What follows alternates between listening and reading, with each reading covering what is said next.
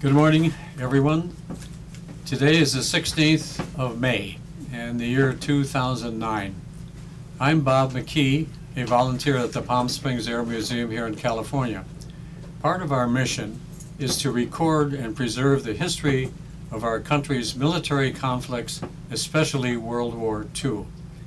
As part of the Veterans History Project of the Library of Congress in Washington, D.C., we conduct interviews of veterans and civilians who participated in these conflicts.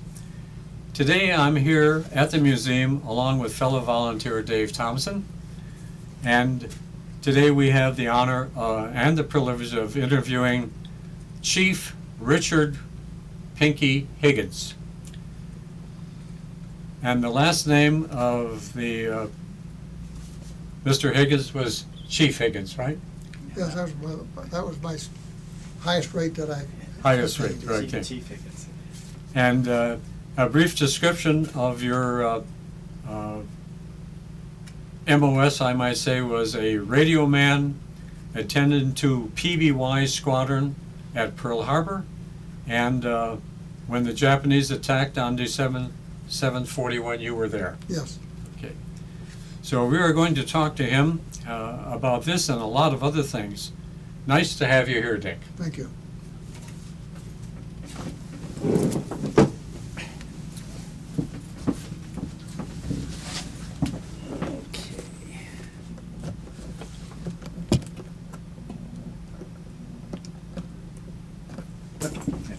Okay.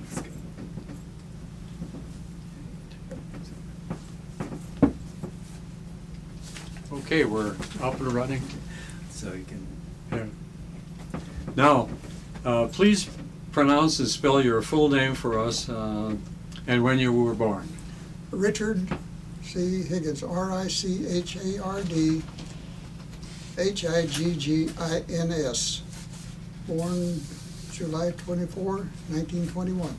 And you were born in what location? Near Mangum, Oklahoma, in the southwest corner of the state, in what later became part of the Dust Bowl. I see. Okay. We're talking today about your history and your experience in World War II. So you grew up in Oklahoma Yes. area and went to schools there, and did you have any interest in aviation or Navy at the time you were growing up? Oh, yes, I wanted to be a pilot, but I think you had to have 2 years of college at the time to get in to the Army Air Corps, and I didn't know what the situation was in Navy, but anyway, so since I wasn't able to do that, well, I was intrigued by the idea of radio and television. They had a school in St. Joseph, in Kansas City, Missouri, that cost, I think, about $300, and so when I graduated from high school in 1939 at the age of 17, well, with my cardboard suitcase and my thumb, I hitchhiked to St. Joseph, Missouri in 2 days. I lived with a half-sister that was up there and tried to find some work. But I never did accumulate $300 plus living expenses along with it to attend the school in Kansas City. So I joined the Navy in December 6, 1939, and went through boot camp at Great Lakes Naval Training Center in the middle of the winter, and then was assigned to an aviation radio school at North Island in San Diego, Naval Air Station, San Diego, and they had just started the class 1 month before I entered. I was in the second class of it, so I really lucked out on being able to get into aviation right out of boot camp. So that was an interesting development, how you got into that particular area. Yeah, that's right. And so you were in well before Pearl Harbor. Yeah. Yeah. 2 years and a day. And where did you serve that time up till Pearl Harbor? Well, when I got out of radio school, I went to Seattle, Washington, the Naval Air Station Sandpoint on Lake Washington, to a BP-43 squadron. It was a Patrol Squadron 43. It was a P-2Y3, I believe, was the type of aircraft it was. It was the old seaplane that you could walk on top of the hull underneath the wing. And then a draft came in for people to be sent to Cocosolo, Patrol Wing 3, and to Pearl Harbor and Patrol Wing 2. And that was in October 1940, and I was placed on the Pearl Harbor Boat Patrol Wing 2 draft. And when I got out there, I was assigned to Patrol Squadron 22 on Ford Island, right in the middle of Pearl Harbor. And so we were in Hangar 6 down on the corner there. And it was routine. Well, one of the things that to me was kind of nice, when I was assigned to flight crew in January 1941, went on a flight crew with who the patrol plane commander was Lieutenant Thomas H. Moorer,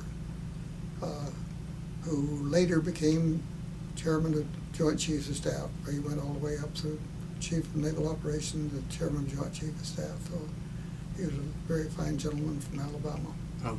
And so in October of 1941, about I think it was the 16th of October, the Admiral in command of Patrol Wing 2 and our commanding officer came down to the squadron about 6 o'clock in the evening. They had a squadron recall, and the word was to advance base, undisclosed location, indeterminate time. So basically pack your baggage accordingly.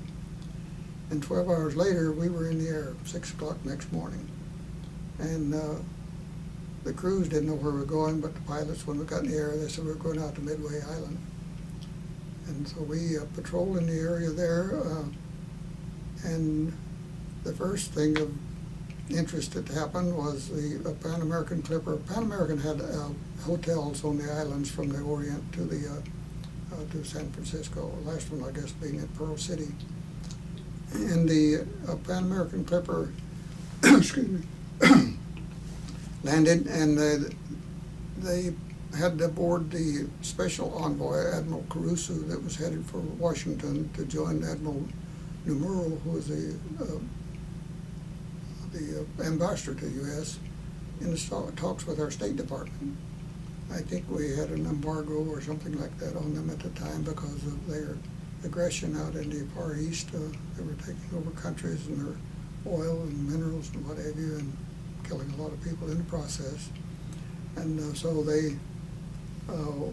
he was going to join Numero for talks with the State Department. They pulled an engine off the plane, off the Clipper. Our radio in the squadron was copying press from the States and putting out a press sheet every day for the squadron.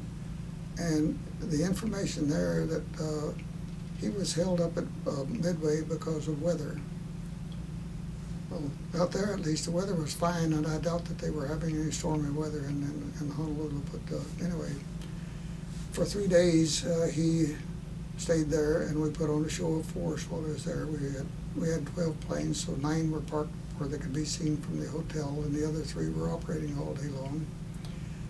They'd take off, fly out of sight, come back later and land. And the Marines, they didn't have very many there, but anyway, they were marching by in view of the hotel every few minutes, probably every half hour or something like that. And then some of the mechanics at Pan Am told some of our mechanics there wasn't anything wrong with the engine. They just had orders to pull it. Well, our crew and another one stood by for the 3 days to fly them on into Pearl Harbor if they got the word. But after 3 days, they put the engine back on the plane and flew him on, and then he went on to Washington from there. Then, the latter part of November, Admiral Halsey came by aboard the Enterprise with his task group or task force, taking the Marine Fighter Squadron out to Wake Island. And we patrolled in front of them, fanned out with our 12 planes, and our orders were that all friendly vessels have been warned away and they were not to be sighted by any surface vessel. When I saw that in the Winds of War, the last segment, and Halsey's, the Enterprise leaving Pearl Harbor, and he's briefing the pilots, and that's the exact same orders that he gave them. All friendly vessels have been warned away and they're not to be sighted by any surface vessel.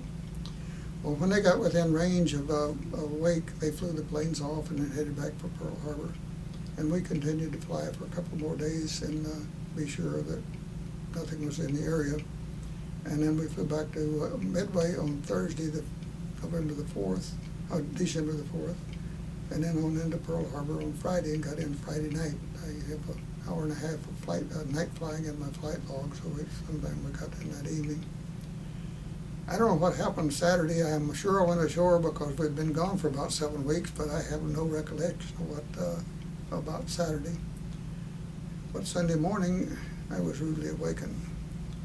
I was sleeping in the barracks on Ford Island, up on the third deck, we called it, the third floor, on the lanai, screened in, like a screened-in porch for those of us who lived in the South. Well, that's what we call them.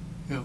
And all of a sudden, there was a lot of explosions and things, and I jumped out of my bunk, ran over the edge, and just as I got there, the plane went right over the barracks, about 100 feet up, maybe 50 feet to the side, with a big red meatballs on the fuselage and the wings. So I headed down toward our hangar area, and I saw the smoke and heard the explosions.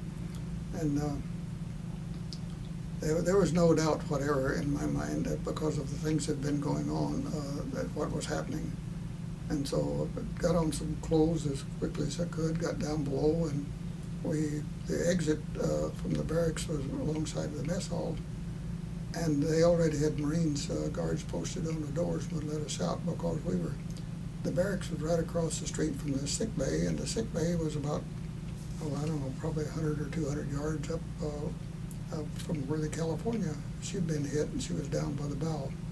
And so they, as soon as the first wave slacked off a little bit, because that's, all the battleships were tied up back of there, and there was a lot of activity going on, and they figured if we got out there, we'd probably be killed, so it wouldn't be any good then. So until it slacked off a little bit, they kept doors closed. And the chow had bat-wing doors on it, and they were just swinging back and forth from the concussion. Mm. And so as soon as they let us out, we headed for the hangar, which is probably a quarter of a mile down there. I'm not sure exactly how far. We had the one on the point, hangar 6, and they had dropped one in the corner of their hangar.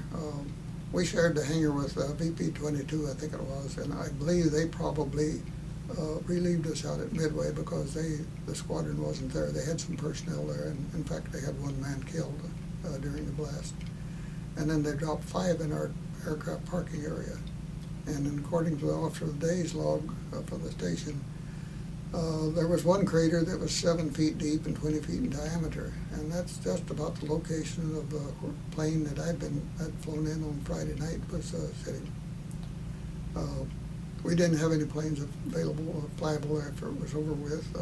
I was helping push on the planes because, I don't know, we had probably 1 or 2 mules, little tractors that would tow the planes up on the beach and hold them back while they were taxiing back into the water, and then they'd take the side mounts off, take off and fly. But so we were trying to move the planes that weren't on fire away from the others that were movable, because when they blow up, they'd throw burning gas over the other planes and they'd catch fire because we had the dope fabric on the trailing edge of the wings and the rudder and the elevator, so very flammable. And one time when I was pushing on the side mount of this PBY, I heard them firing it. The guys manned the guns in the planes. My gun station was a tunnel hatch, so I couldn't very well use that. So when I heard them firing in the plane that I was pushing on, I looked over to the side, and here's tracers going right down beyond the wingtip there. And so, of course, I ducked for cover, and when I recovered myself, I'm behind this side mount of this PBY, which is about 4 or 5 inches in diameter, and of course the wheels on it. But there's about 1,500 gallons of aviation gasoline about 3 or 4 feet above my head, and we didn't have self-sealing tanks. So thank goodness he didn't change his course about 2 or 3 degrees to the left. But after it was all over with, we were cleaning up and building ammunition. And that evening, another radio, there was 14 planes to a squadron. We had 12 operating. We had 2 spares, and so we could rotate them through maintenance. And so we had 2 up in at that time they called it assembly and repair hangar. And we were sent up, this other Radioman and I were sent up to get one of them ready to fly. And about halfway up there, the 6 fighters, F4 fighters came in from the Enterprise. And they'd been directed to make a straight-in approach. But instead, the flight leader elected to do a go-around to check out the situation. Well, that was a fatal mistake because one gun opened up, and when it did, the entire harbor erupted. It looked like Boston Harbor on 4th of July night. So there was one gun on the runway, and the other, I don't know, I think they lost 3 of the pilots, but the others were either shot down or ditched. And so out of 6, so I think it was 3 they lost. So that was wasn't the first casualty of a friendly fire, I guess.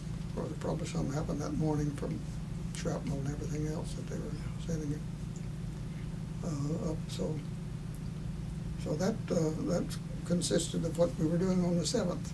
There was considerable amount of confusion and disorientation, I'm sure, at that And time. when you walked around at nighttime, you either whistled or talked loudly or something like that, because those young kids out there, they were very nervous. That were, and you might have been shot if you went up on one unexpectedly.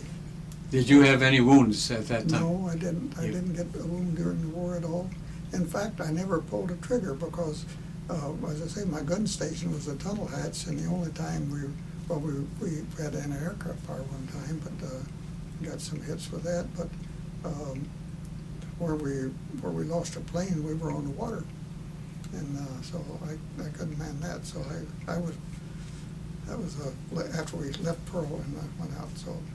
So after you left Pearl, that would have been how long before you moved out of Pearl? Were you there for a while after that initial attack? Well, some of our planes were sent down to Johnston Island on the advanced base. Right. Well, my first flight was on December the 15th, I think it was. I think it's 10 days after we'd come in on Friday night. Mm-hmm. And then our crew and one or more others went down to Johnston Island on advanced base, and we're operating from there. And they called us back early, so we got back a day or two before New Year's. Mm-hmm. And there was a new squadron of planes there. They'd been flown out from San Diego on PBY-5. We had PBY-3s during the attack, which had the sliding hatch and had to slide that forward, crank it up for windbreak, and then they'd swing the guns out. But these were PBY-5s, and they had the blister in it, and so in the waist hatch. Okay. So that was much better. Blister, they look very much like this Yes, like, illustration to the side here. Right here. Let's see if we can take a look at that. Okay, now that had blisters on it. Blisters. And then the enlisted pilot, his gun station was in the bow. That was a 30 caliber. These were 50s here. Okay. Mine was in the tunnel hatch back here behind the step, and you had to lift that up on the end, and you had a very narrow window of opportunity on that one. I would say, but So you didn't get that a was chance to 30 ever use that No, very much. Okay. So Well, that's an interesting shot, and many modifications happened to this that is thing. PBY-5As, which we had later on up in the Aleutians. Yeah, I see. The amphibians. So we had straight seaplanes then. I can take- And then, so this squadron of new planes were there, and they turned them over to us. And we left the first week in January, went out in 2 flights, 6 in each flight, and 2 days apart. And we were in the second group. So, but both groups left in the first week of January. And you were going to Dutch East Indies, Dutch East Indies. which is now Indonesia. Mhm. And the patrol squadron, Patrol Wing 10 was in the Philippines. We were Patrol Wing 2. Patrol Wing 10 had 2 patrol squadrons, BP-101 and BP-102, and then a utility squadron, and the seaplane tenders for support, one of them being the old first carrier we had, the Langley CV-1, and they'd converted to a seaplane tender. They took off part of the flight deck, and so that was being used as a seaplane tender. So we went out 2 days apart, and island hopping. We went to,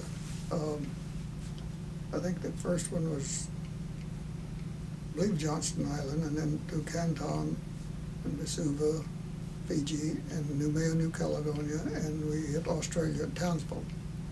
And we're staying overnight at each of those places. And the reason they sent us out into 2 groups, because they couldn't accommodate us, at these places at a whole squadron at one time. So our next stop from Townsville was Darwin, Australia, we call it Port Darwin, up on the north coast. And we pulled 30-yard checks on the planes there. And so this first group had already fanned out into the islands of the Dutch East Indies there. And the main seaplane operating place was Surabaya, Java. But they had, the Dutch had a naval air station up at Ambon on the island of Ceram, which is about, 500 or 600 miles, I think, north of Darwin, off the west end of New Guinea. And so the executive officer in 22P7, our planes were, the 22 was a squadron, and the P was patrol, and the last digits were the number of the plane in the squadron. The executive officer flying 22P7, we were in 22P8. And we flew up to Ambon and up this river to the Dutch seaplane base. It was a bay up there. And the Japanese were holding an air raid on an airfield nearby that I think was either, it was a Dutch airfield, but it was, I think they had either Australians or New Zealanders there.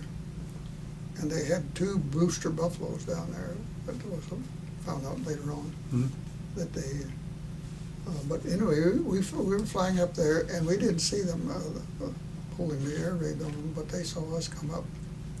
And when just as we landed, the first one hit number 7 boat first. She had landed and turned toward the launching ramp of the seaplane base there, and we'd landed behind her and turned the other way. And my duty was to go pull out the snubbing post to hook up a sea anchor, which is like a canvas bucket with no bottom in it, so provide drag for the maneuvering on the water.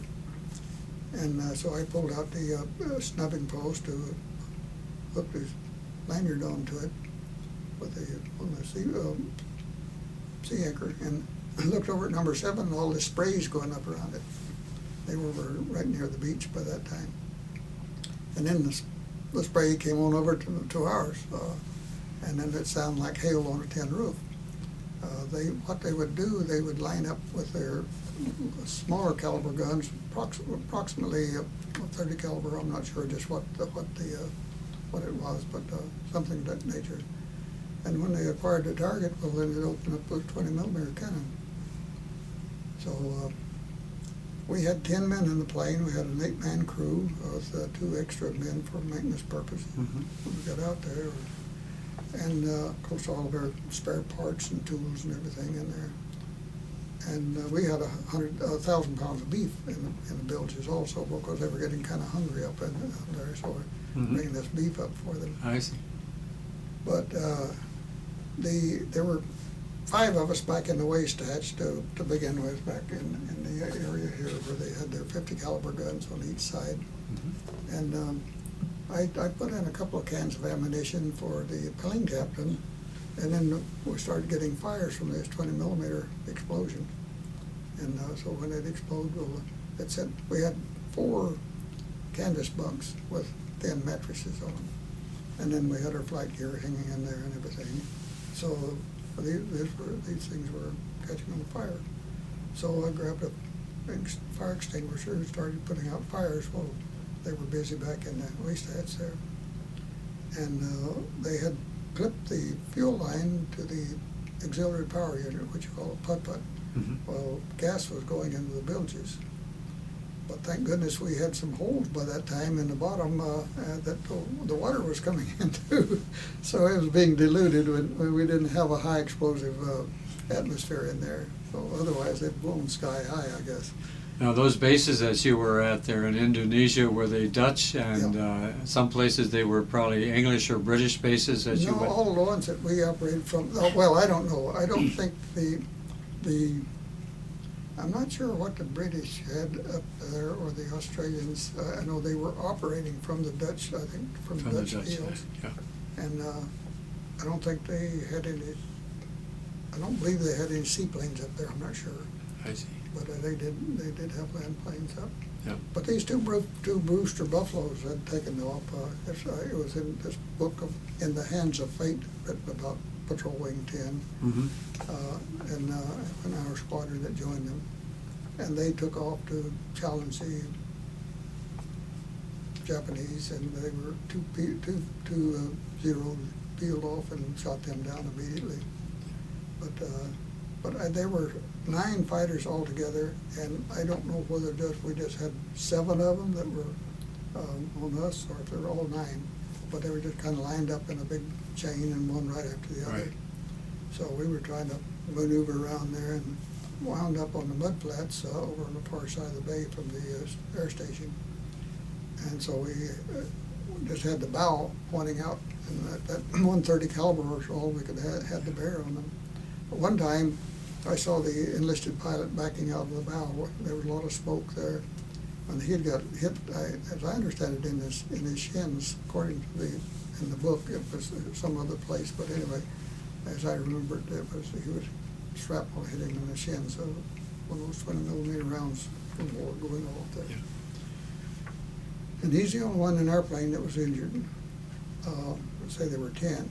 The blisters back in that waist hatch, they were all shot out, and not a man was touched back there.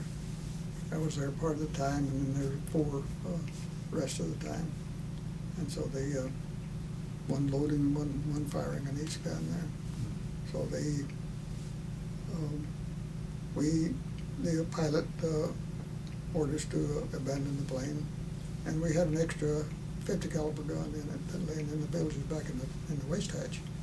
So this big, tall Ashelman, a mechanic that was one of the maintenance people, he went out first, and I handed him the gun and grabbed a couple of cans of ammunition. And so he's going, we're about chest high, deep in the water, and he kept Pinky, help me carry this, and I never did catch him till we got to the beach. Well, we were going to try to set that up on a boulder that was up there, but they were strafing us all the time, and there was no way we could, we might have been able to hold it or something other Right. and fire it, but Yeah. so he went for the tall timber, and I went. The rock was big enough, the boulder was big enough that I think I was all the way behind it. At least I didn't get hit, but Yeah. they were still strafing us on the beach there. But How many of your aircraft did you lose when you were out there in Indonesia? I think we lost all but one of ours. We lost 6 of them in the area of Ambon where this happened. We lost 3 that day. The 2 of us that came in, there had been 2 in the first group was out on patrol. They were up there, and they got a false alarm, and one of the pilots from either BP 101 or 102 that had been in the Philippines, he got a boat out to the plane, and he with the skeleton crew on there, they flew it out to a scatter base, so it was saved. But the one that was tied up to the buoy, they sunk it also. And so our wingtip burned off from float to float. And we sent a crew out there to guard the plane that night because they still had to be for board all of our tools and spares and everything. And they counted over 400 holes in it. Of course, a lot of those were made by two were made by, or more made by one round going through. Right, right. So we had at least 200 rounds go through the plane, and let's say only one man hit. The other plane, they only had one man hit. The ordnance man, he thought it had just been nicked in the inside of his elbow. And they brought in some more planes off of patrol, and they evacuated Ambon the next day. And I think there were 27 in the plane that I went out in. And then they had some J2Fs there, single, I think a biplane with on floats that had the hull, the center float, large one had a hatch in the bottom of it so they could mount a camera for aerial photography. Mm-hmm. And I believe either 7 or 8 they stuffed in that plane. And he had to stop and refuel at one of the islands, but before he got to Java. I think he went on to Java, maybe to Darwin, I'm not sure. But anyway, we evacuated to Java, and when we got in, this ordnanceman's arms had started swelling up, so he went into the Dutch sick bay there, the clinic, and they dug a small slug out of it that was one of the smaller caliber ones there. Right. So then we patrolled out of the Sarabaya, and then they sent us back down to Darwin, our crew. Mm-hmm. I don't know whether anyone else at the time or not. Okay. But we were down there, and we escorted the Langley out of the harbor. She was going down to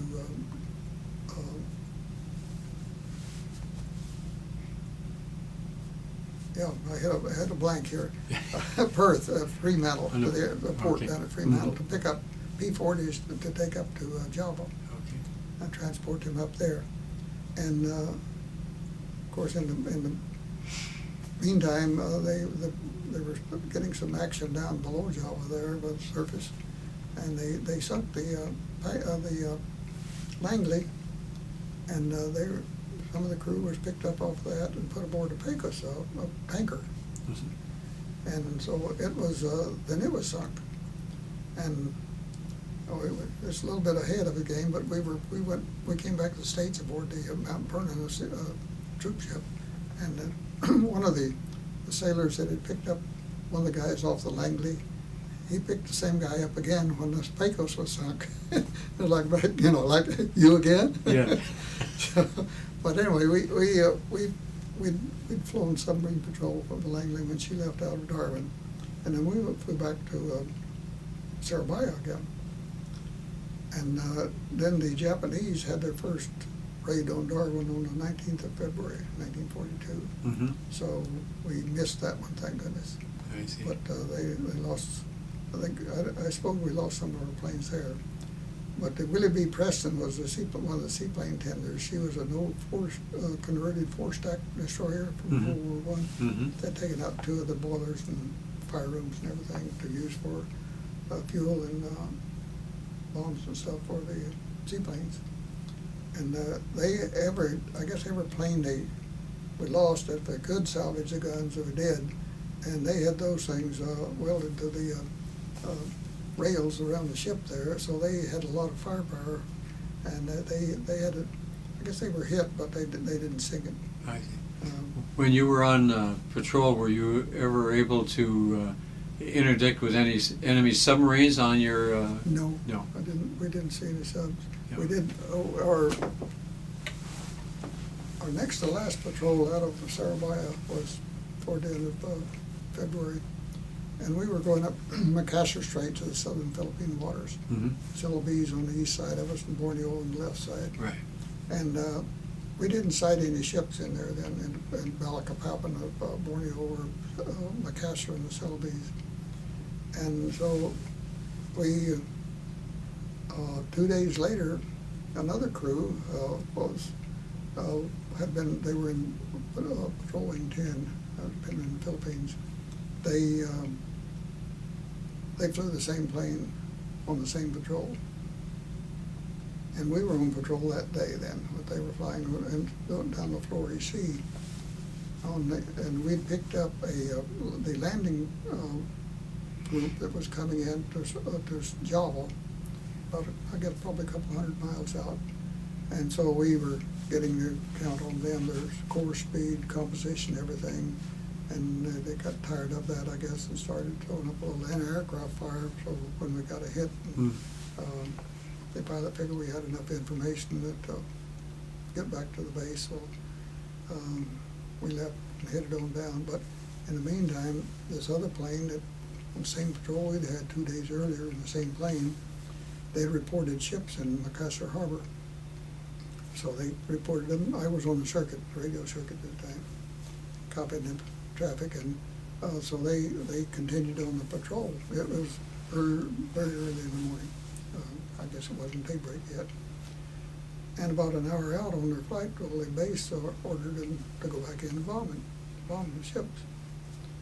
And so they were picking up, well, the fighters jumped up first. And so they were getting attacked by the fighters till they got within range of the anti-aircraft fire, and then the fighters backed off, and they were getting anti-aircraft fire. Well, they reported that they got dropped bombs. I don't know whether they had 2 or 4 or what, but anyway, they got 1 hit, 1 near miss on the ship. And then when they got out of anti-aircraft fire again, well, the fighters jumped them again. And there was a little bit of a transmission before that. I've forgotten exactly what they were saying, because this was in, I think they were using Z signals or something then, you know. We had like a 3-letter group that was, I'm being attacked by enemy aircraft and things like that. So they broke off. The base said how many, and they said many something, and that was, they broke off transmission, and they never heard from them again. And so that was 2 days before we had that same flight, same plane. Our transmitter was out in the plane we were flying this day, but they were shot down. And so we picked up on a humongous ship. It was either battle cruiser type or something. It was a large one. Had a couple of escorts with it down south of the Celebes, down south of Macassar Harbor. And of course all we could do was get the course and speed on that. And then when we got into Scatter Base, they telephoned the report in. It looked like well, there's reeds or something rather. You know, it didn't look like there was any water there. You land on it and taxi over to where the trees were and pull up under the palm trees there, and the natives would cut down more fronds and put over the plane. So they leave about dusk, head back to Surabaya, because they were having air raids all day long by then at Surabaya. And they replaced the transmitter in the plane. Another crew took it out the next day, and they didn't hear from them after they took off on the same patrol we'd had in the 4AC there. So 2 days, or rather 2 flights in a row, we were right ahead of the Grim Reaper. But everything was risky at that time, Yeah. wasn't it? So I don't know whether it was after, it was probably the next night that we left Surabaya, either that night or the next night. I know they put a plane back together, like a wing off of one and something else, you know, from another, and I got one that would fly, and there were 19 of us, 19 of us left out there, and Lieutenant, I forgot his name, but anyway, he wound up with 4 stars also. Nice. But he was a pilot on it, and one of the mags, I don't know whether, I think they just had one magneto working on one engine. They kind of had to goose it along to get it up full speed there without. What were some of your longest missions in the air flying the PBY? Probably no more than about 14 or 15 at the most. Went over it too often. Okay. And what was their extended possibility? How long could a PBY stay in the air? Well, I'm not sure the exact amount. I know with additional tanks, they flew them to from State to Pearl. I see. That was about Okay. over 2,000 Yeah. miles, about close to 2,500. But it's probably, I don't know, maybe 1,700 miles, maybe. I'm not sure just what the duration was. But I know they had cruised at about 100 knots. Yeah, they had a tremendous range, and they were used so much for air sea rescue and other many various. I know some of the patrols that we had fanning out at Pearl Harbor, it would be 700 out, you know, pie shape, 700 out, 100 across, 700 back. Mm-hmm. So that's 1,500 miles. Yeah, at about 100 knots, huh? Yeah, 100, 105. Well, the regular seaplanes, I think they would cruise about 105 knots. Mhm. But the amphibians are about 100 knots. They were a little bit heavier. Yeah, So, I see. So when you got out of that very difficult area that you were in, did you head back then to another assignment? yeah, we actually we took out 12 planes. The VP 101, 102, 101, and 102 in the Philippines had, I guess they probably had 14 each, Squadron 2, so 28 they had to start with. But they'd been in action for about 3 weeks before we got there. And then the Dutch turned back 5 that were on Lend-Lease. And I think we had 3 still flyable at the 1st of March. So and say we lost about 6 of us at and near Ambon out of our 12 we took out. We had 120 men we took out, including the maintenance people. I see. And we lost 7 out of them, 6 out of one crew and 1 out of another. Mm-hmm. And the one that lost 6 was that was near. They brought the survivors onto Ambon. There were 4 of them that they brought in. The other 4 were killed when the plane went down. The 2 of them were badly burned and wounded, and the wounds were not healing. In fact, they picked maggots out of one of them, you know. So the natives took them into the Japanese camp, and then they got the other 2 out. Finally got back to Australia, I guess. And I don't know how long. The other crew that was shot down, this was Lieutenant Moorer. Mm-hmm. They were shot down near Melville Island, north of Darwin. And there's a pilot's report book out, and he's had his report of called Routine Patrol out of Port Darwin or something to that effect. Routine patrol. Which turned out to be not so routine. And that was on the first raid that the Japanese pulled on Darwin, which was February the 19th, I think it was, of 42. And a tramp freighter picked them up. They had, I think, about 5 tramp freighters that the military had commissioned to take supplies up to Korea for by different routes. Mm-hmm. Well, this one of them was on the path that the Japanese when they went to Darwin to bomb that, and they bombed it on the way. And no, they didn't bomb it. This crew was shot down on the way down. I see. And so they were picked up by this freighter, and Lieutenant Moorer figured, well, on their way back, if they've got anything left, they're gonna bomb it, the ship. And so he told the crew to assemble on the fantail, and he'd watch the flight, and when he got to figure the drop point, he'd tell them to jump off. But one of the guys had gone forward. He didn't get the word, so he went down with the ship, I guess. But the other 2, they had a lot of discomfort in the water when the bombs went off, but they survived. And in fact, the plane that I was in, coming out of Surabaya, picked them up then on February the 27th. Well, at the end of February, when we got into Broome, we picked them up, and they got aboard, so we had 26 in the plane then, and flew on down to Exmouth Gulf. And we went aboard ships down there and went the rest of the way then to Fremantle aboard ships. Was that an open water landing that you had to make to pick up those people who had jumped off the ship?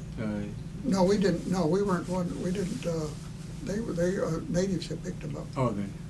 And so it took them a week or 2 to get back to I guess got into Dar. I don't know where they got ashore in Australia, but they were over at Broome when we got there. So you got out of there with your life, and then the war is still going on full bore. And so where do you head then? Well, this Mount Vernon was bringing these about 6,000 Anzacs back from North Africa. They'd been over in Syria and North Africa for a couple of years, so they were bringing them home. And they pulled into Fremantle and offloaded some of the Australians there.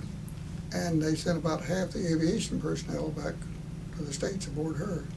So we went around to Adelaide, let the rest of the Australians off, and then to Wellington, New Zealand, and let they wouldn't let us have liberty in Adelaide.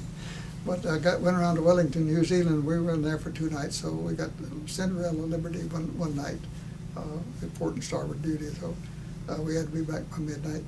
So we had a little interesting time over there in Wellington for the afternoon and evening. Sounds like it was well deserved. Yeah. One night. Yeah. And all of that. Well, we did have. I think I had one or 2 liberties in Perth before the Mount Vernon came through. Yeah. We went aboard her. But the date the girl I had a date with, I made a date for a couple of days later, and when I found out that I was on the roster of ones to go back, well, one of the other radiomen, I said, well, here's her name and address. And well, I don't have any money. Well, so I loaned him $20. I still haven't got it back. So hopefully he met up with her. And you're still looking for your 20. I'm huh? still looking for my $20. I should have a lot of interest by now. Yeah. But anyway, no, we headed east out of Wellington. We figured we're going to the East Coast, probably going Yeah. to the canals on the East Coast. When we got past Pitcairn Islands, they did a 90-degree turn to the port, and we headed for San Francisco. And when we got in there, guess what? We saw a carrier leaving out that had a whole bunch of B-25s aboard it. B-25. So, well, I guess they're taking them out to Westpac. That was the Hornet was taking that little screw out. So we met them as they were coming out of port there. We got in on 31st of March, I think it was.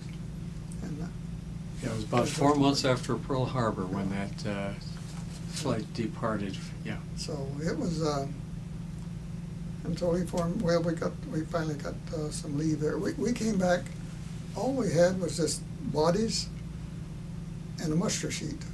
Mm-hmm. No records, no health records, no service records, no nothing, except a roster sheet there.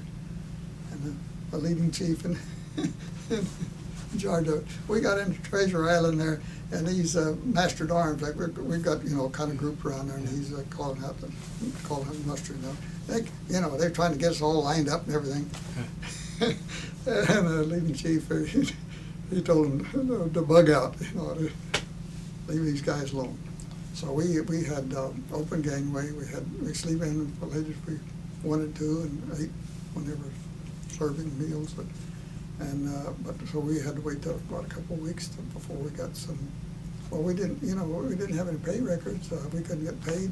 So you were like couldn't- undocumented. Yeah, we tried to get some from the Red Cross or something or other, Yeah. to go and leave, but no, they couldn't do that. So I think I don't know whether he had been the skipper of the squadron or what, but some of the guys in the squadron knew him. It was, I think it's Stores, later became Admiral Stores, I think an operations officer over at Alameda. So then, some of them gone over and talked with him and said, well, I can't authorize any regular pay, but if you bring your flight logs along, I'll authorize you to draw the flight pay. Mm-hmm. So we did that. So we had enough money to go and leave. And I see. so then we got back in there to Alameda, and they informed 2 new squadrons and went to the Aleutians. And we left, the other squadron left in July.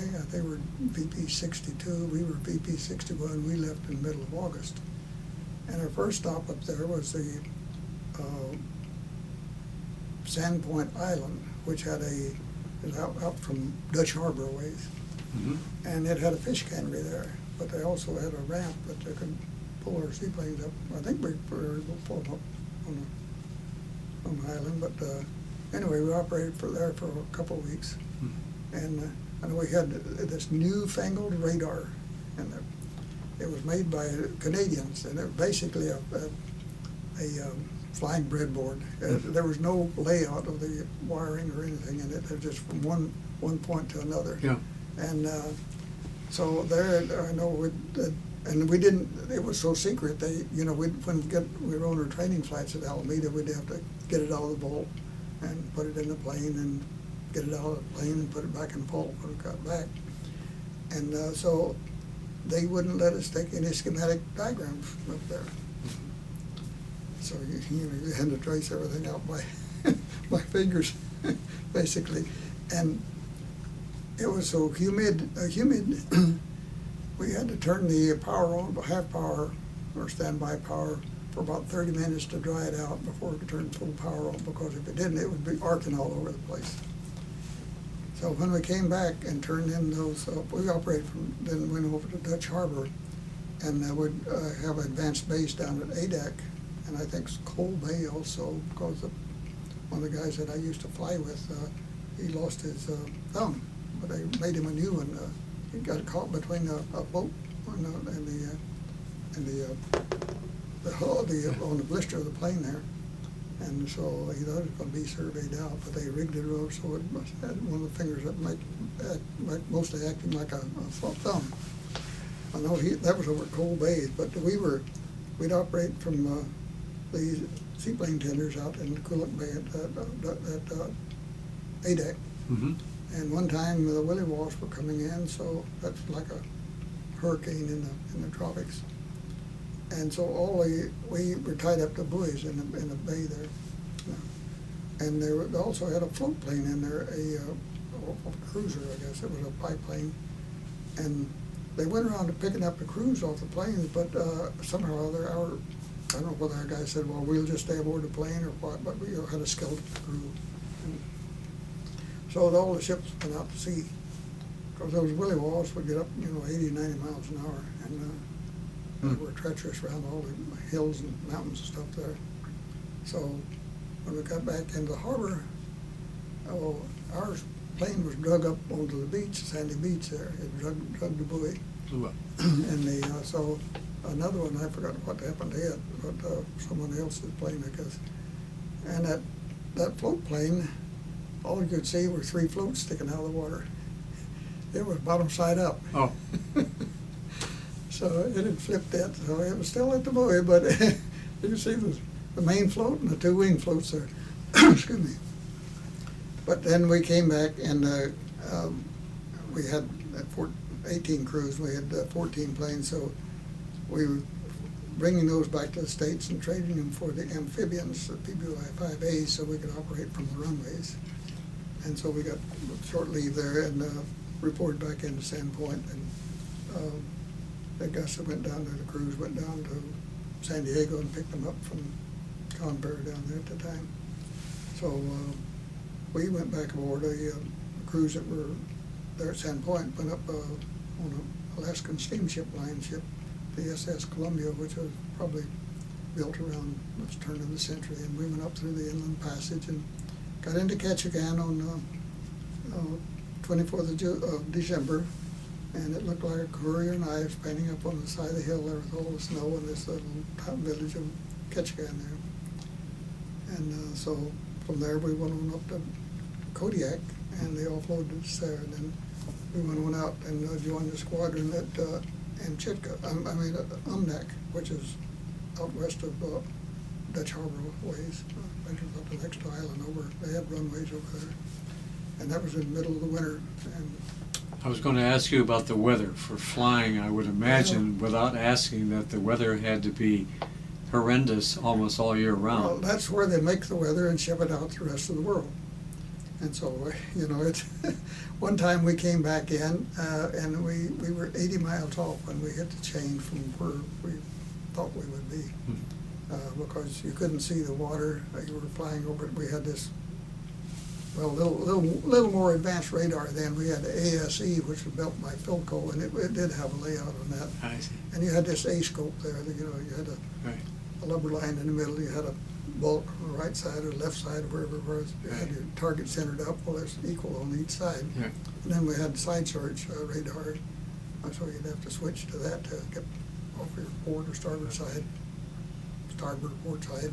And then one of the versions, they had these, I think, quarter wave stubs on the hull, and landing in the water, that wasn't very favorable for them, so they built a clothesline type antenna from the trailing edge of the wing back to the horizontal stabilizer.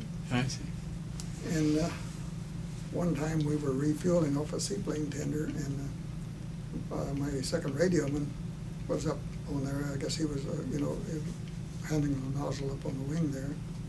And so when they turned up the engines, when they pushed them away from the seaplane tender, well, he was going down the catwalk on the top of the wing. And that prop blast hit him in the rear end, and he wiped out most of that antenna on the trailing edge there, and went into the water. And he had on this heavy winter flight gear, which is a horsehide type, fleet cheap line, and the zipper had been broken. He'd had his safety wire together, and he didn't have a life jacket on.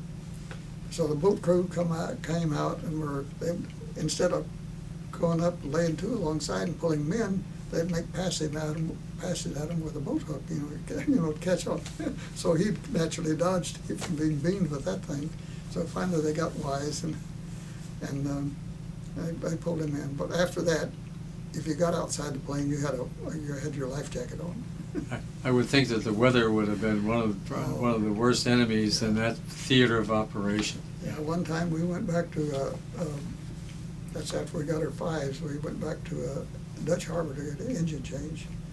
And we were coming in there, and I'm telling you, we were rocking and rolling coming in there. And so he held it off, it was gravel runway. And landing alongside, I think it's Mount Ballyhoo out at Dutch Harbor there. But anyway, I guess we sat down on the runway, probably at least halfway down. And of course, he locked the brakes on it. And we came to the stop by the traffic light that went across the end of the runway. They had one to keep the vehicles from going across when they had a plane coming in or taking off. And we were all, if we'd gone straight, we'd probably gone down the launching ramp there. Mm-hmm. Right. But they were worn down into the fabric, and, because he didn't want to hit a downdraft, at the wrong time there. And so. Well, it looked like you were taking chances all the time.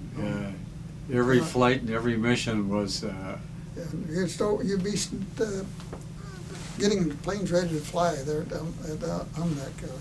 They'd be covered over with snow and ice. They have these big blowers, heaters there, with ducts up to the engine nacelle. Right. And we were scraping ice and snow off the wings. And then when they get ready to figure, they had it warmed up enough where maybe we could start it, but two of us would get on the hand crank and turn that thing up to figure maybe enough speed that the starter would take it to the rest of the way.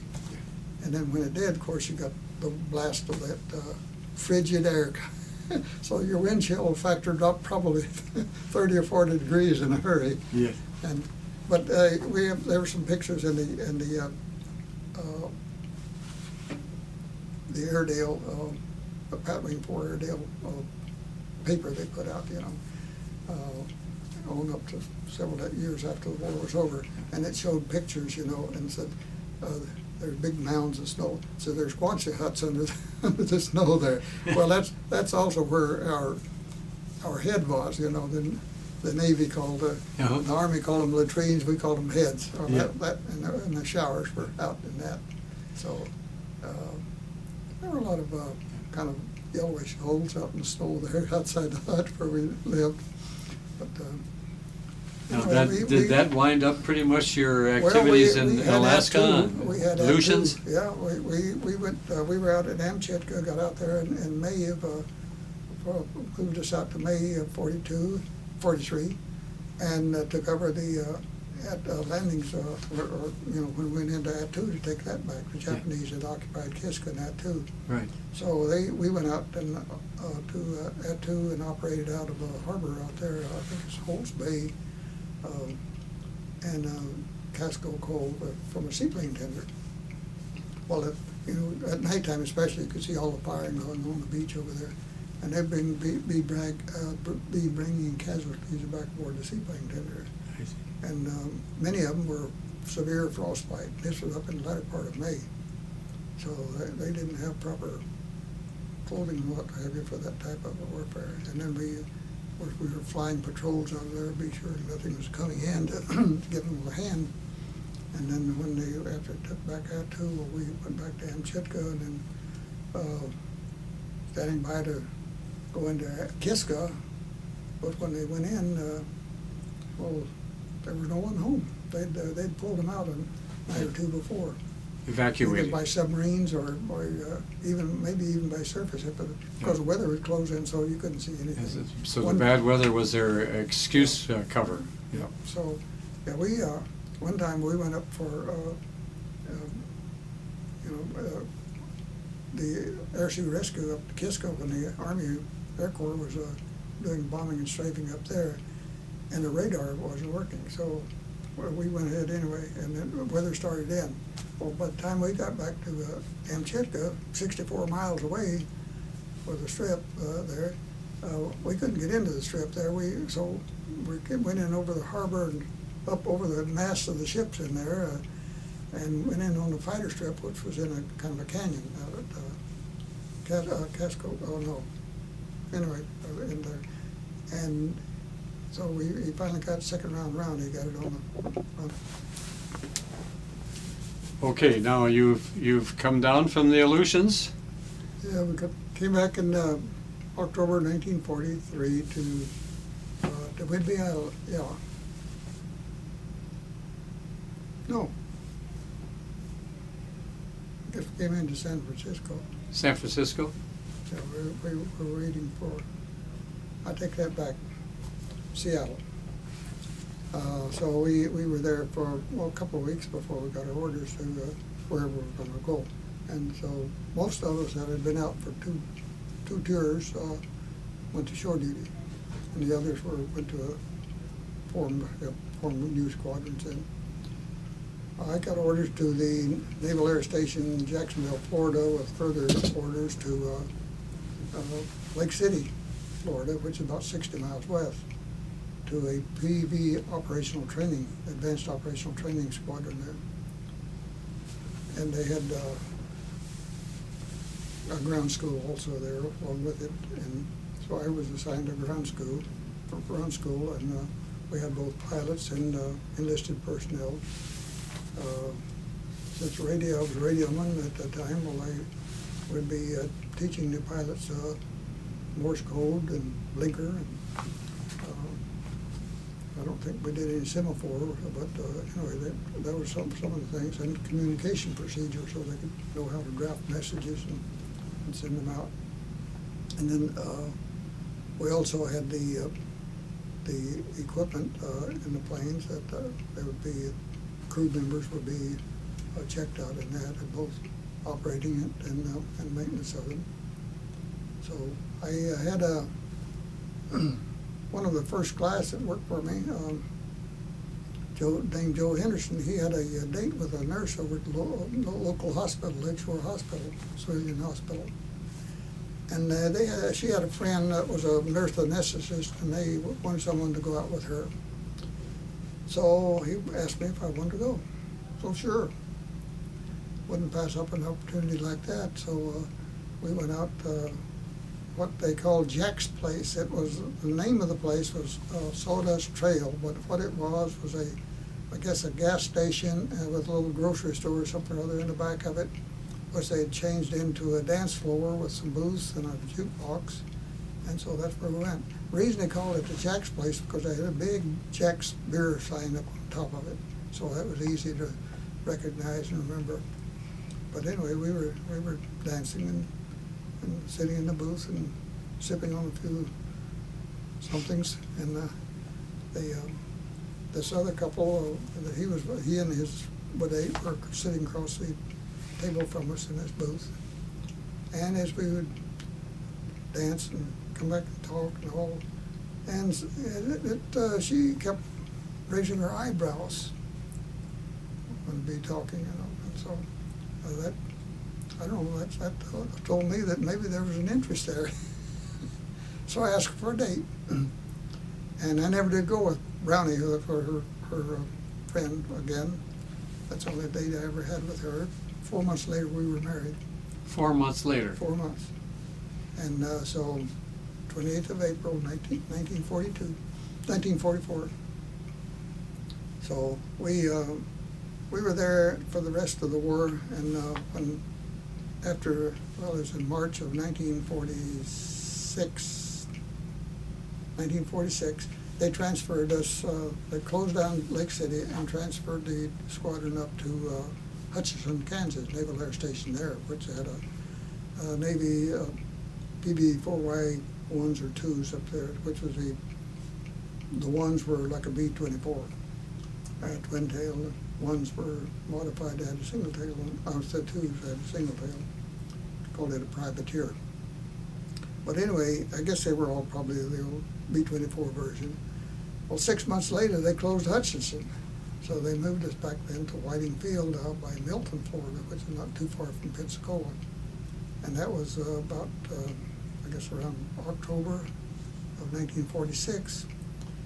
So my shore duty was up, and I got ordered to sea duty, and starting the first part of January of 1947, to VA 4A at Oceana, Virginia. And it was the former, they had renumbered the squadrons. It is a former Torpedo 3, PT3. And I think she was probably either Lexington or Saratoga Air Group, I'm not sure. And so anyway, we were assigned to the Kearsarge. It was our base, our home ship, and we went on a training exercise to Guantanamo Bay area for about 6 weeks, and then transferred our home base up to Charlestown, Rhode Island, which is right at the entrance to Narragansett Bay near Quonset Point. And we were there, just there until up in June, and we were going to take the midshipmen on a midshipman cruise to Europe. And so my wife was living up there. She was nursing in the local hospital, Westerly Hospital, and we had a little place there that I guess it had probably been servants' quarters or something at one time. This house was a 14-room, excuse me, 14-room house with two sisters there that were old maids. They were in their 80s. Mm-hmm. They had also a house out at Watch Hill on the beach. But we had this little place out there. It had a combination of living room, dining room, kitchen, what have you, and then a bathroom. And so when we, since I was going to be gone for about 6 weeks or more on this midshipman cruise, well, we decided that she would go back to Mississippi, where she grew up, where her family was. So I drove her down to Charlotte, North Carolina, where her maid of honor then lived. She and her husband were living there, and he was a controller at the airport there.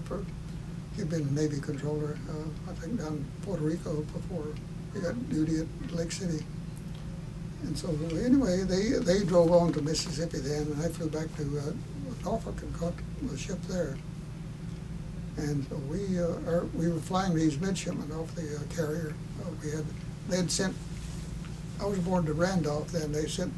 We had 18 planes in the squadron, TBMs. They sent 6 of us over to the Randolph, and somehow or other balance out the numbers. They would be flying the midshipmen with. And so we went up North Atlantic. Flight quarters would be about 2:30 in the morning, and secure about 10:30 at night. Of course, we had a long day, so daylight up there. And but I didn't fly any on the trip over. They were flying the midshipmen in two in a TBM and one in a SO2C, I guess it was. And one of the SO2Cs had ditched on takeoff. So I don't know whether that midshipman decided he wanted to go into aviation or not. Anyway, they didn't lose him. So our first stop was in the Firth of Forth, in Scotland, by Edinburgh. And so we were in there for almost a week, and I got one Thomas Cook and Son tour of the Lake Country, Loch Ness, Loch Lomond, several others up there, beautiful country. And then went on over to Glasgow and had dinner, and then kept the expressway back to Edinburgh. And then from Edinburgh we went to, carriers went to Gothenburg or Gothenburg, or however you want to pronounce it, Sweden. Mm-hmm. And the destroyers went in with us, and then went on down to Copenhagen. The 2 battleships, and I guess probably the landing ship docked, they had that along also. I know the battleships went to Oslo, Norway. And so then from there, we were in there actually we were in there over the 4th of July.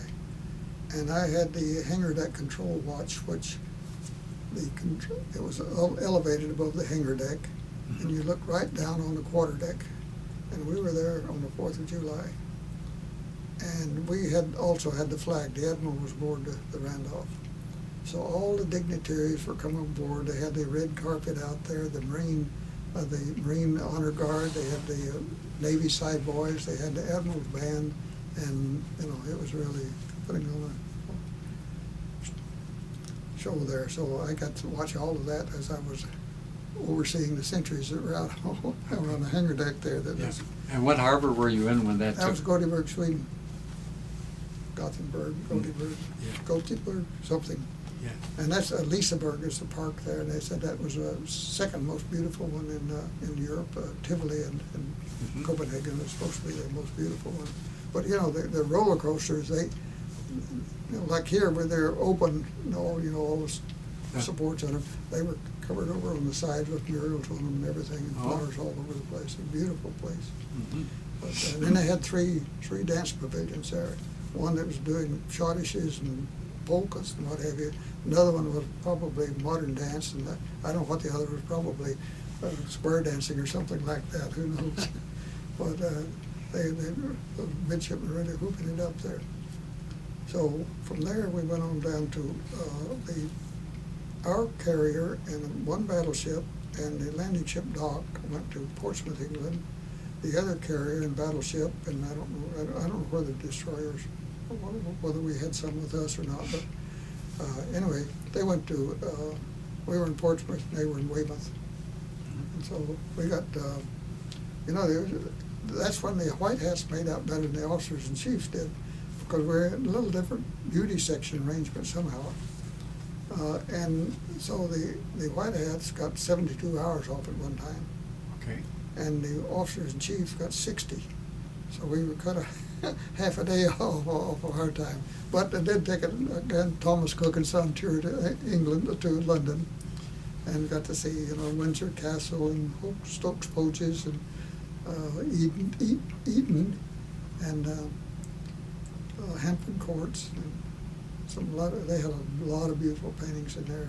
I hope they didn't lose too many of them when they had the fire there. But when we got in Edinburgh, at Windsor Castle, we went to St. George Chapel, which also had a fire later on. Mm-hmm. And then the meeting room for the Order of the Knights of the Garter. We got to see that. And they said that when Japan attacked us at Pearl Harbor, they ripped his banner down and kicked it all the way down to the Thames River. So it does prove that if you join the Navy, you will see the world. You'll see some of it anyway. Yes. Well, it sounds to me Yeah, like but- you saw some of the more outstanding So- artifacts and locations on the globe. Yeah, then we came back by Gitmo and then did some more training down there for about, I don't know, we got back in the middle of August to States, and I flew back to Mississippi and picked up my wife. We drove back up to Rhode Island, and my enlistment was up in October, and I did not like flying in the rear end of a TBM off and on a straight deck carrier, because if you were committed and you didn't hook a wire or the barrier, you were into the pack of planes parked up front. Yeah. And one time I crawled out of the rear end of that TBM, and here's shards of tail of one of the fighters being chewed off by got a plane a little bit too close to it. So anyway, it was chewing into that. So when we'd come to a stop, I was out of there and over the side. Well, there's no question about it. Carrier landings are risky, every one. There is no such thing as a easy one. One time we were making a landing approach, and he took a wave off. I was flying with exec. We took a wave off, and we go staggering up that thing. I'm facing aft in a turret, and so on my right, which is the port side of the ship, I can see all kind of deck over there, and the islands over on that side. I never did look around to that until we went on past, but we probably didn't miss that with wingtip there of over a couple of feet or so, Yeah. because there was a lot of deck over on that side. But I didn't like that, so I took an enlistment, came out to Miramar and re-enlisted in P2V squadron, the old Neptune. And in fact, my patrol plane commander was the navigator on the truculent turtle that flew from Perth, Australia to, where was that, in Ohio or Indiana, one of them back there, nonstop. Okay. And he was the navigator on that, so I see. he was a good navigator and I a was- good, excellent pilot. We'd be flying out from Miramar there and be on one of these trapping squares for submarines. We knew he was in that area, and we'd be in so we'd drop in sonobuoys, and you're decreasing square, and about third or fourth time around that thing, well, the navigator would, he's lost it, you know. So the pilot, he's getting all this down on this knee pad there, you know, so. So he takes him back through it, you know. It's, okay, we're here now. So, you know, it was interesting. But then, one time we were out in operations, it was with the fleet exercise, and it was a coordinated simulated torpedo runs. And we had 9 plane squadrons in the P2Bs, and 6 of them were doing that, and the other 3 of us were dropping flares through the overcast. Well, normally you had a flare chute, and then but normally the ordnanceman would hang the lanyard on the step of the turret, and over there had a hatch right down below the top turret there, and he'd toss them out that. And then he was also using both of them. And one of the flares, he yelled one time over the intercom, "Hey, we've got a flare hung up." And, you know, we'd be going near these flares, and you'd see the engine and the cell kind of light up, and then they'd fade out. Well, this kept getting lighter and lighter. Well, what happened, that flare, that chute from the flare hung up on the relief tube Venturi. Mm-hmm. And it's right back just a few feet behind those 20 millimeters in the tail turret there. And so the pilot called the skipper, said, "I've got a flare hung up," you know. And so he says, "Roger," so that's it, you know. So he dropped the nose a little bit, and I guess to block the throttles and to get enough airflow back there to keep the heat away from the plane, at least. So it finally burned out. It did. So yeah, I guess we probably got up over 400 knots in that Peter II Victor, and so. But when we got through with it, the operation, well, when we landed, we pulled up to the line there. Well, he got out and he cut the chute off and kept it as a souvenir. I would think so. But anyway, that's. And then from there we went to Kodiak. We lost our happy home at Miramar. They realigned it back in '49, and we went to Whidbey Island. And so we got up there in about March. We had a 14-month-old son by that time, and lived in Anacortes. We called it Anacortes. That's right across the Deception Pass from Whidbey Island and the alt field where the air station was. It wasn't so bad out on the air station, but it seemed like you had continual fog there in Anacortes. And I built a playpen for because we were going to deploy in mid-May to Kodiak for 3 months. So I built a playpen there. We were living in what was supposed to be a kind of tourist place, you know. Mm-hmm. And it was, I think the walls were at least a 1/4 inch or 1/8 inch thick. A motel type, you know. Yeah. And the crushed rock for driveway back in there. Yeah. And so I built this playpen out of a little play yard, you know, about big squares across this, and put a gate in it, and out of chicken wire.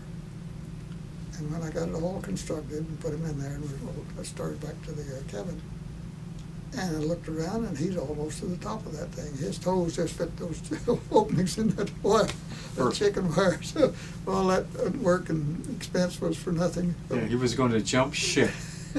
So you know, he'd get a push toy, and whichever way that went, that's where he went. And he'd get around a corner, and you know, my wife's lost him, so it was running her ragged up there. So yeah. My enlistment was we went to Kodiak and made one sweep out. We went out. We did a barrier patrol thing there. They were trying to check, see whether or not they could put a barrier patrol out between Midway and the Aleutians to see whether or not a submarine could get through on the surface. So in our P2Bs from ADAC, they were faster than the PB4Y2s or PB4Ys, whatever they had in Midway. So we had 3/5 of the way, and they had 2/5 of the way. And then we'd go down, I think we're about 60 miles apart on the two planes going out patrol together. And every 4 hours we'd launch another two. And so we'd go out three-fifths way down the midway and go across about another 60 or 120 miles or something like that. Anyways, we'll have radar overlap and come back. So we did that for about 2 or 3 days, round the clock. And they never did get a submarine through on the surface without being picked up. One time I picked it up at 90 miles, and so on the radar. So it was the APS-33 radar, then 360 degree with a 200-mile range.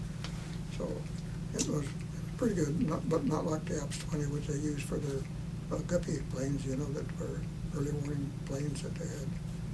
They had those later on the AD-5Ws, I guess. Later on, I was in a AD-5N squadron, which is all-weather attack, and it was a radar operator, navigator, and a pilot. But anyway, while we were up there, we made another plane, and ours went out to ADAC and then made a sweep up along the Siberian coast, gathering a little information, like the one, that P3 that was forced down in China. Mm-hmm. Well, ours was much more primitive equipment then, but we were trying to get signatures and frequencies and stuff, whether is it radar that was for launching missiles or whatever that might be, you know. Yeah. And so we made a sweep up Siberian coast and came up into Nome, spent a couple of nights there, and then back down. So, and then we flew up to Fairbanks one day, and it was beautiful weather. Had a very thin haze layer, about 11,000 feet. You could see all of Mount McKinley up there. And I picked it up on radar when it was coming over the top of the scope, and the range marker started at 200 miles. So. What kind of radar system was it? Do you recall? Did it have like APQ-13 or any kind of number like that? Well, that would have been that countermeasure. APQ, I'm sure. Normally Q was for countermeasure. I don't know, like a VQ squadron was countermeasure squadron. Because I know I don't APQ-13 had a 100-mile range, and it was a full 360. No, I don't know what that would have been, but I never had that. Yeah. We had the APS-31 was a sector search. APS-33 was 360, same one, but just sector search which we had on the ADs. Had that on a pod under the wing, kind of like the searchlight pods. Okay. And so she didn't like there. So when my enlist was up in October 49, I took a discharge, went down to Pensacola and re-enlisted, and wound up in a fighter squadron over at Fighter squadron? Yeah, VF-13. They had F-8Fs at the time, and we were over Cecil Field, right out satellite field from Jacksonville. That's the Bearcat. Yep. And they basically said, you know, when you get a wave off, the wings stay still, and the prop stand still, and the wings rotate. And that's what happened to our executive officer. They went out for carry quals, and he on the wave off, he went in canopy first. So they had a lot of torque to it. Mm. But they changed those over to F4U-5s, which had 50 caliber guns, 6 of them, I guess. Right. And so we were over at Main Side by then, and in Jacksonville. And then the Korean War came along, and they had a squadron of F4U-4s up in the Norfolk area that had 20 millimeter, and they were going to exchange, and we were going to take the old 4s with the 20 millimeters, and we were going to do Korea. Well, they were in such bad shape that I guess the old man went to the air lant and, hey, you know, we can't take these out. So apparently they took them back anyway, and they changed us into a training squadron. I see. And then from that, well, I got orders to show duty and as an instructor at the at NATTC, Naval Air Technical Training Center at Millington, north of Memphis, about 25 miles or so. Mm-hmm. And went into the Airmen's Preparatory School, A&P. and that's where they would go through basic information, like math and, well, all kind of things, and to see, you know, what they were best adapted to go into, whether it be a metalsmith, a mechanic, or ordnance, or radio, or electronics, or whatever. And so I was put in the A&P school as an instructor. We had hand tools and everything else, so I was in hand tools for a while, teach them how to make well, channel type stuff of aluminum, you know, Yeah. forming aluminum. And one of the things that, in fact, I'm in the Fleet Reserve with a Wave. She was a Wave. She retired as an E8 master senior chief. Her husband retired as a chief. He was a flag waver, a signalman. Mm-hmm. And she went through the airman school, and she mentioned about having to make those Zeus fastener keys, you know. Yeah. They kept their Zeus fastener they kept because they're going to be working around aircraft. They're going to have a Zeus fastener key.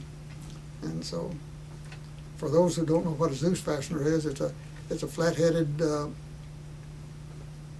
locking bolt type thing with a slot in it. Yes. And that Zeus key fits in that slot. So that's why they turn them open and close them. But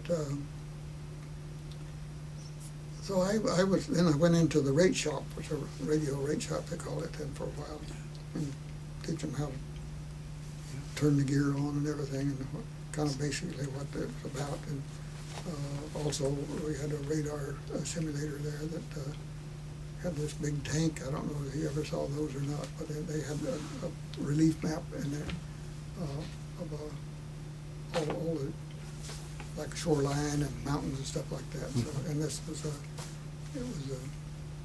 some sort of a camera rig. I don't know how it worked, but anyway, then you had your presentation on the scope just like I had this real radar.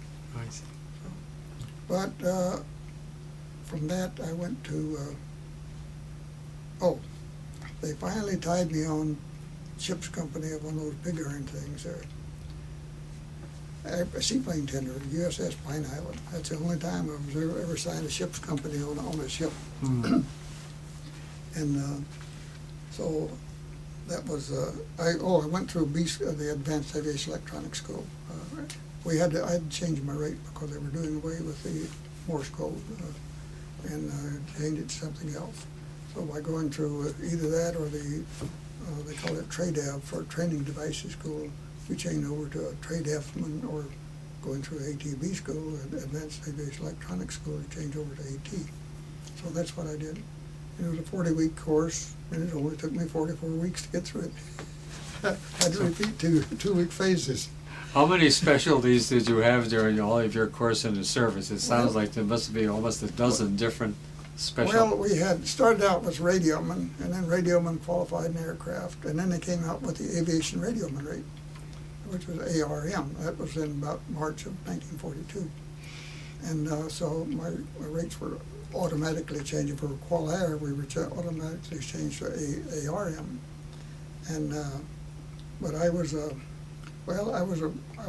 RM first class and an ARM first class, and well, it was quite mixed up. Since we didn't have our orders and what have you, they came out when we were in the Asiatic Fleet. They came out with a blanket advancement for everyone that had made a rate prior to February 1942. They were advanced one rate and listed, except for chiefs. Later, most of those went to warrant or in commission. But so I'd made second class in November, and the 9th of March, I think it was effective date. I made first class. You know, it's generally about, I think, maybe a year between rates or something like that. But so I was on that. So we call ourselves Tojo first class, or Tojo whatever, you know, whatever the rate was that we got. Yeah. And then, so and then all that mix up, not having records and everything. Well, I was going as an RM and ARM second class, and then I was also, in my records, I was RM first class, but I didn't know it until about July or so. when the records finally come up, what got up with us, but it was quite a mix-up, but anyway. Yeah. And then when I was in the Aleutians, they had reduced the time between first class and chief from 36 months to 18 months, and with a special recommendation to 9 months, except for Radioman. For Radioman, you had to have gone to the radio material school in Bellevue, Washington, D.C.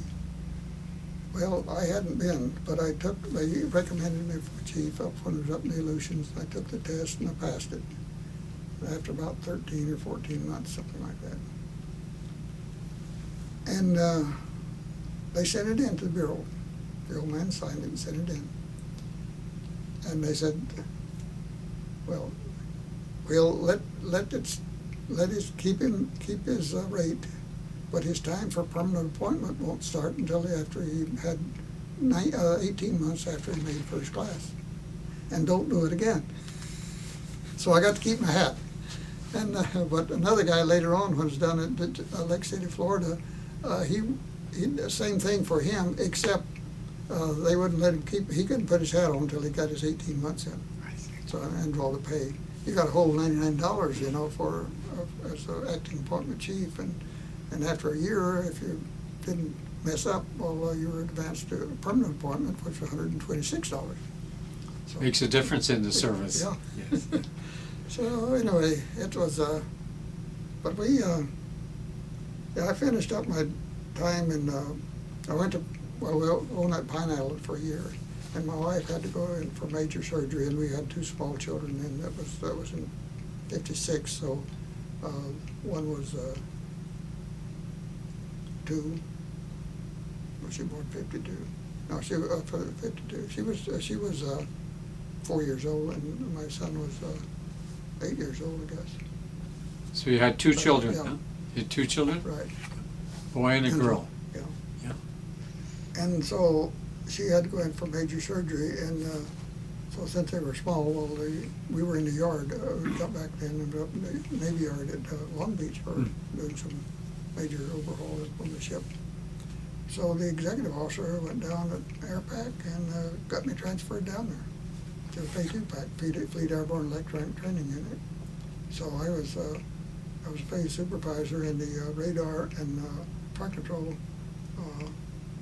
part and bombing section in that phase. And when the leading chief in the department retired, well, I took his place in as leading chief of the department, which had all the communications equipment, communication equipment, the navigation, and I don't know what all else we had in there, but then so it covered the whole spectrum.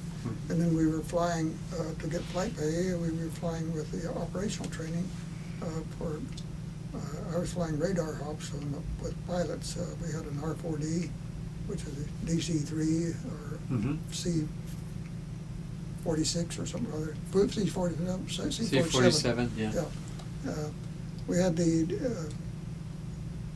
R4Ds that we had about, I think, around 20 scopes in there, and so we'd have the pilots, including Japanese pilots.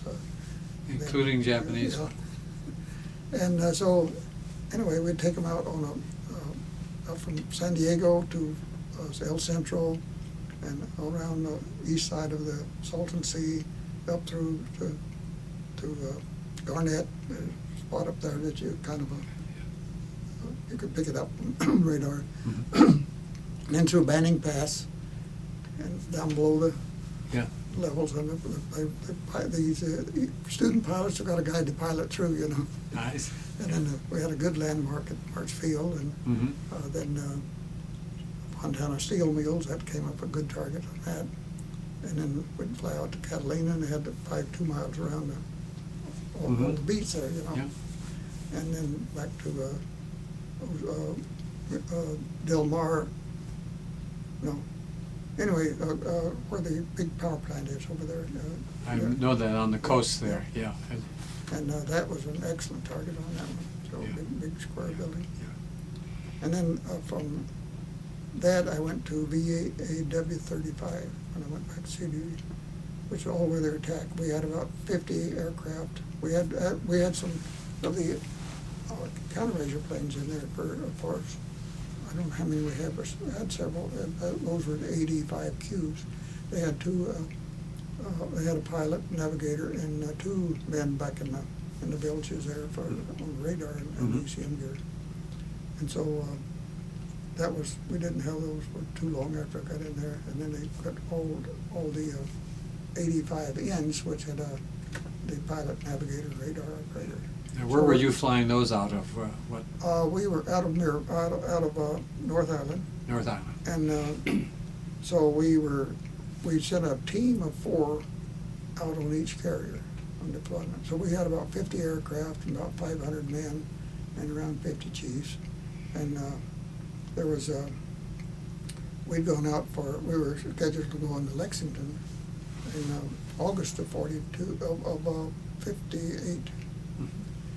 And I was leading chief of the detachment. We had another maintenance chief, and we had about 38 men in there and 5 pilots, extra pilot. And so we'd been out on fleet exercise and operational readiness inspection, mostly out of up at off the carrier and out of Moffett Field area there. So when we came back down, we offloaded, and they put a reserve squadron aboard the Lex to operate until we got, ready to go. Well, the Marines went into Lebanon, and they flew that air group off, reserve air group off, and headed on up to the Bay Area and got the air group back aboard from I've forgotten what the field is up in the northern part of San Joaquin Valley, but Livermore, I guess. No, not Livermore. But anyway, up in that general area. And we were, on that short notice, we didn't have 4 planes that had all 4 same type of radar on all 4 of them. Mm-hmm. So we were having to juggle that around so we'd have all the same version, so we didn't have so many spare parts that we'd have to take, because the spare parts weren't there, because they weren't supposed to, it was a on-time delivery type thing, Yes, absolutely. So we left out right at the end of July, about 2 weeks early. And so we went out to, stopped in Pearl, and I guess they loaded special weapons there, and then went out to Guam, and we had F-3H, McDonnell, we call them screaming Mimis, because when those things would turn up, it was a high-pitched scream to them. Well, we offloaded them at Guam, so we'd have enough deck space to operate, because we had our detachment of 4, which was at props. We had the Guppies, 85Ws, I guess were, that had for the, they were the kind of the command, like the Super Connies later on here, were some of the ones they used for flight directory in the air and everything. Right. And photo detachment, and a heavy attack from Whidbey Island, A3Ds. Twin engine, it was the equivalent of the B-66 for the Air Force, except they had a tail hook on it, other things. And so we had 3 of those aboard. And every time one of those would hook the wire, you could see that skin wrinkling all the way down the side of the fuselage. And one time, we went down at the Midway, took a little 4-night cruise, and one of the stops was San Diego, and went aboard the Midway. And one of the docents down in the engine room, so he had Navy wings on his cap. And so I told him, I sure am glad I was in aviation, not aboard one of these things, a ship company. He said, me too. Yeah. And he had been in a heavy attack squadron, we'd be flying A3Ds. So I said, did you have a lot of metal fatigue? He said, we sure did. But I tell you, that looked like a washboard down there outside that hull there. And you could see it. Huh? Yeah. But they always had one behind the island that was ready to go. And while we were out there, they were resupplying, sending some resupply ships into Matsu and Quemoy.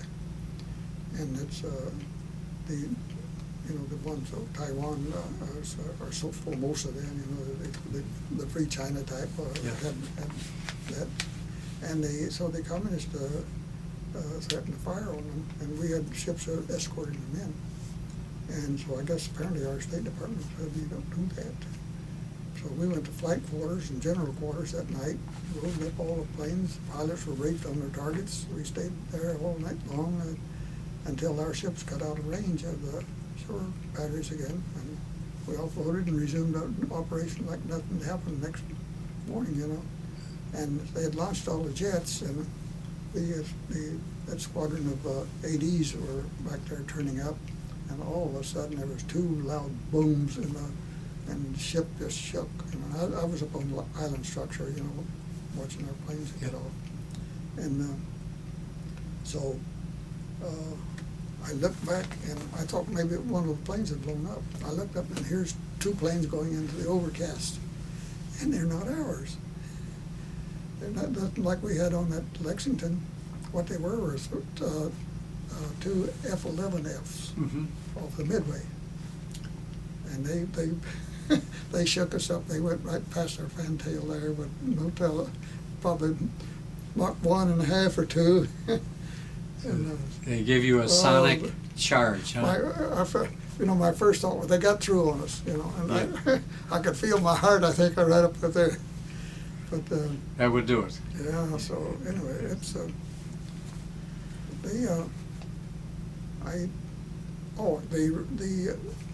they came out for E8 and E9 advancement, and they made the recommendations prior to the time we left.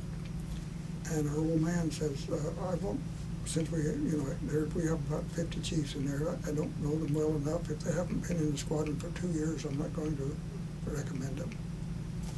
Except he made two exceptions. One was the personnel chief, and guess who the other one was? The one who packed his parachute rigger. They didn't have 2 years in the squadron. So, but they were recommended.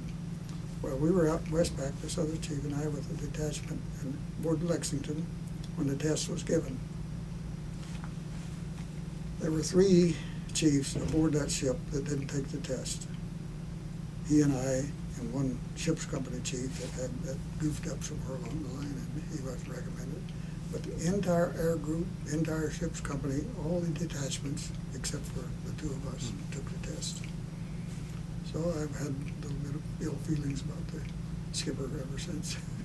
But I think I could have made it probably E9 because it came out with, they rated from both of them, I guess their highest one. But, and I just, it hadn't been too long before that. I had gone through the ATV school, electronic space, advanced school, and then in the maintenance training there for that. So, and I'd gone through all these courses and naval orientation,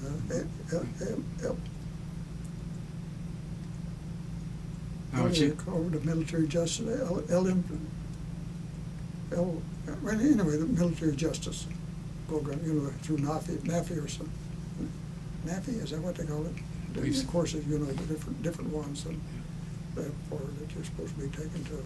Now, if you'd have passed all those tests, you might still be in the Navy. No, I wouldn't be, because I got out 50 years ago. Yeah. But after they have all that invested in you, they would want to keep everything has fallen into place. Just you couldn't ask for any better all the way through. If I'd owned a flight list to go to flight school when we went to Midway, the quota came in, and they filled it up from the ones at Pearl. They didn't send it out to us. So the war started then.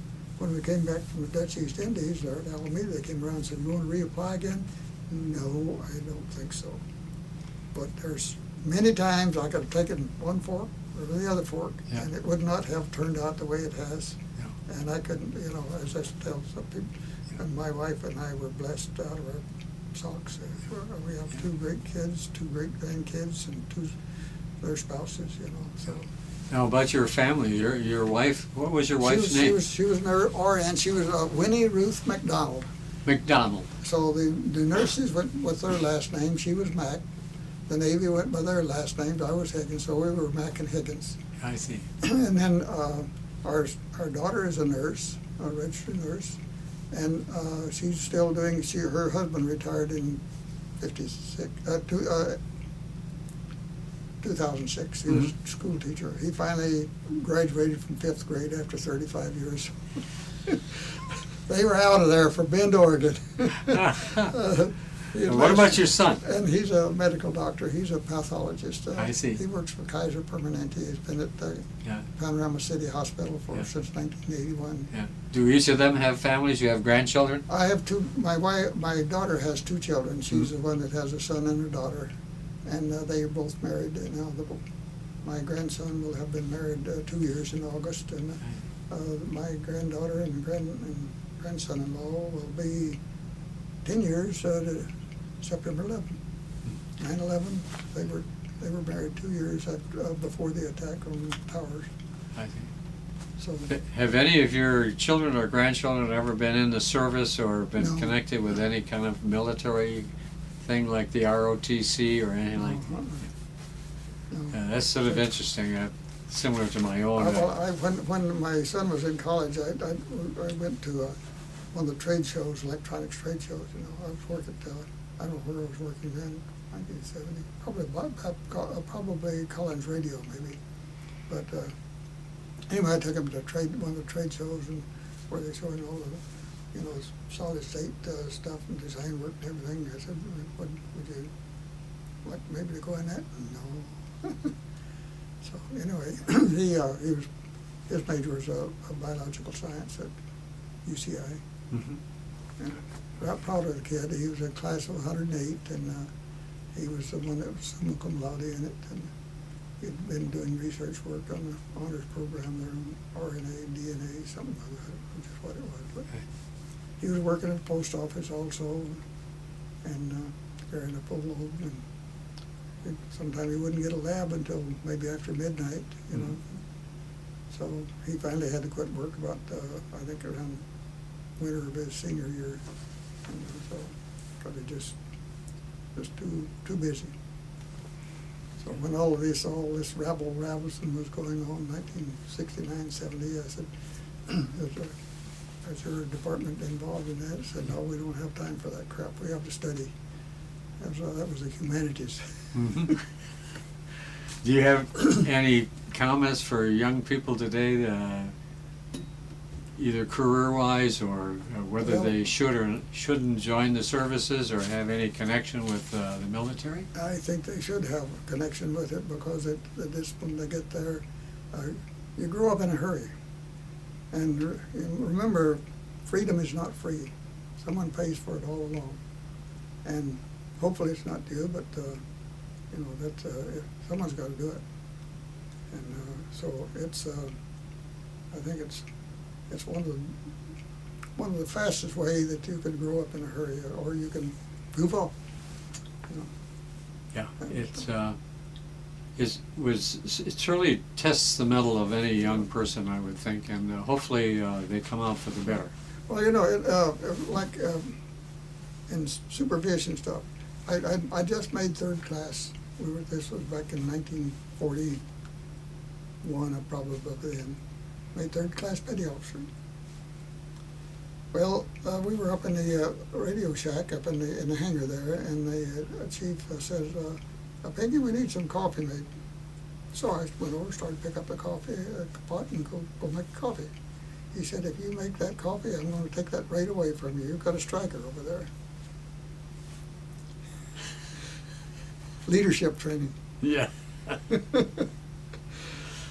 Well, so I guess all of us who have served in the service have gotten special training and had examples to follow and people to follow who are our leaders, our pilots, our commanders, something like that, who instilled a lot in us. Well, this chief, Andy Anderson, he's no longer with us, but he was an outstanding chief, and he wasn't one of like, well, not disparage a bosun mate, but some of those bosun mates can be pretty rough. Mhm. But he, he was firm, but he was also fair. Mhm. And so, you know where you stood, where you didn't stand. Okay. So, Do you have anything you want to say to your family or any people that will be watching your tapes in the future? Well, just remember to lead a good life. Keep obeying what the Ten Commandments say. Obey the Lord's wishes, and don't get goofed up. So, and be responsible, which they are, and hope they continue to be that way. But it's yeah, for the kids, they learn about history. That's what we're trying to do in this group of Freedom Committee of Orange County, is to bring living history to the classroom and to other organizations. We don't get into politics. We just tell what we did, what happened to us, how we grew up on the farm or wherever it was, or in the burial or whatever, and what we did after we got out, and how we tried to raise our families. And so that's just, as you used to say in the Airedale Navy, keep them flying. Well, I thank you Yeah. very, very much for your But- wonderful comments and your reconstruction of your history in the service, and I think you are to be commended for a great deal of expertise and service to your country, Well, thank and you. good examples to your family and others. But we just if you'll pull up on the website www.fc as in Freedom Committee -OC as in Orange County, Freedom Committee of Orange County.org, fc-oc.org, and that's a website of the Freedom Committee of Orange County, and it gives a little short bio of each one in there that will speak or be interviewed by students, and where they served, and what medals they have, and so we have about 60 to 70, I think, of veterans, mostly combat veterans in that. So get acquainted with that and try to put it in play where your schools are. And we work with high schools and either go in and be interviewed by students, or they come and interview you, or we talk to classes. And so it's so we don't get into politics. We don't tell you who to vote for or anything like that. Just what life was about. So it's called Living History. Richard Higgins, I thank you very much for participating in this program, and look forward to see you again sometime Yeah, in the honored near to do future. Yeah, I'll be back out. I got to see that PBY when you get it reconditioned, refurbished, redone. Absolutely. Well, thank you again for your contribution to the interview program.